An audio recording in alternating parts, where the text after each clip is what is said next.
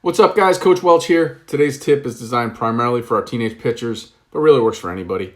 This is more to help show you both how to work on this at home, but also how to coach it using just a camera on your phone.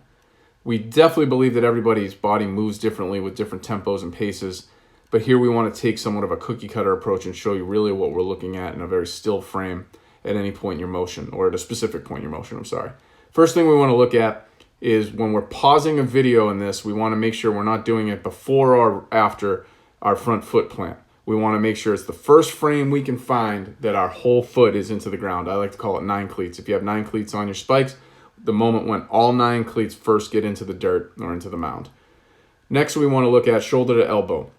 We want our elbow to be slightly below our shoulder level. I like to say at about 5 degrees below parallel to the ground. So shoulder level, then down about 5 degrees.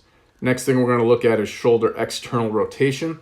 We want to be about 55, 60 degrees externally rotated. That's got a little bit of wiggle room, but you can see here Zach's got about 57. That means forearm straight up would be 90 degrees. Parallel to the ground will be 0. He's at 56.7 here. Next, we want to look at shoulder to elbow again, and we want to have what most people call arm cocking position of that, about 20 degrees behind our body. So some people refer to it as scap loading, however you want to look at it. We want to be about 20 degrees behind our body there. Next thing we want to look at is we want our forearm and our upper arm to make about a 90-degree angle here. And you can see Jimmy does a pretty good job of that here when his front foot is firmly into the ground. So this is a really good place to go when you have a snapshot image of that first moment when you have front foot plant and the 4 degrees that your arm should be in that still shot. Any questions? Let me know.